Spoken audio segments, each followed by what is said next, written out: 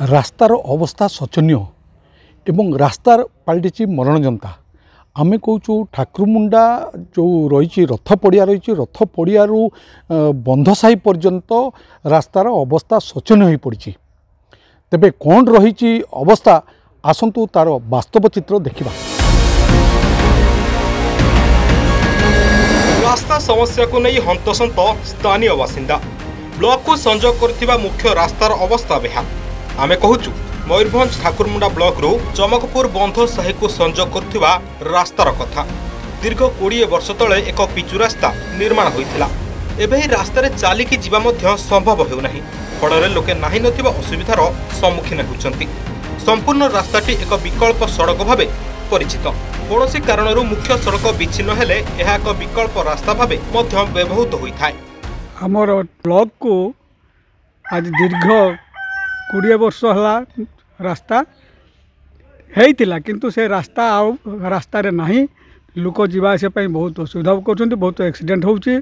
आउ थरे भी आपन जे निजे भी गाड़ी लेकर जीवा निश्चित गाड़ीटा एक्सीडेंट हो जिवो। एटा रिपेयरिंग करा जाऊ आउ दिबा पई लोकर असुविधा होउची। आउ लोक ठीक से जाई पारु नांती, मेंटल उठी जाईची, झुटे की पडुतंती लोक, एमती असुविधा अछि। आ 20 वर्षर ऊर्ध्व समय बीती जाइतिले मध्य रास्ता रे टंकाटिए भी खर्च होई नाही। वर्तमान स्थिति रे एही रास्ता रे चालिमा मध्य निरापद नुहे। रास्ताटी अवहेलित भावे पड़ी रहिथिबारु प्रशासन तुरंत रास्ता निर्माण करने उभय ग्रामवासी दाबी करिसंती। सेपटे वीडियो स्वप्नेश्वर बेहरा कहिसंती यथाशीघ्र रास्ता मरामती नहीं पदक्षेप निया जिवो। यहाँ रास्ता 15 रु 20 वर्ष हो गला। से रास्ता हेइथिला सत, किंतु से वर्ष 2 वर्ष भल रहिला। तापर रास्तार अवस्था आ किछि नाही। सब मेटल फेटल बाहरी जाइछि, पिचु सब बाहरी जाइछि, लोक बहुत पडुछंती। आ एटा होची ब्लॉक को जीवा पई बहुत पाख रास्ता। एटा जदी एटा एपटे जदी बुलिकी जाउछंती गोटे 1.5 किलोमीटर रास्ता हो जाउछि। तो एई पाख रास्ता रे चमकपुर हमर ठाकुर ब्लॉक को भल कि हेबो, समस्त उपकृत हेबे। ए रास्ता प्राय 15-20 वर्ष तले हेइथिला, केवल थरे हेइथिला। तथाकथित भाषा रास्ता हेइथिला, वर्ष 2 वर्ष पर पूरा उजुड़ी जाउछि। कहार दृष्टि एपटे पड़ुनी, हैरान होउछंती। एई साई बा चमकपुर रु एई रास्ता देखि सबुठार सर्टकट रास्ता प्राय 1 किलोमीटर हम।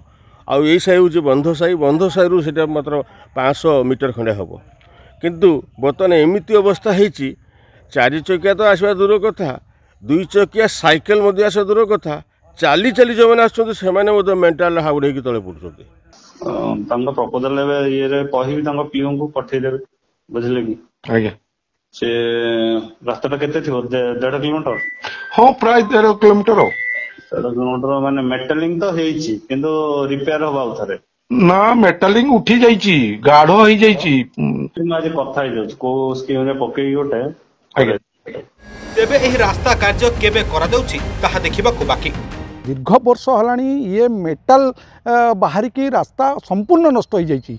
ये हूँ ठाकुरमुंडा ब्लॉक रु बंध साही पर्यंत रास्ता लोके नाही नथिबा असुविधार सम्मुखीन होउछंती। एमाने ग्रामवासी माने बारंबार वीडियो पाखे अभियोग कला परे मध्य आज पर्यंत रास्ता निर्माण हो पारनी। तेबे प्रशासन केबे या प्रति दूरदृष्टि देखुची एवं केबे या निर्माण करुची एवं लोकंको कामरे यातायात रे लागुची ताहाकु ही अपेक्षा। ठाकुरमुंडारू बिंदुसार दास, अर्गस न्यूज। जदि आपंक आम भिडी भल लगा तेब आम चैनल को लाइक, शेयर और सब्सक्राइब करने को जमा भी भूलु नहीं।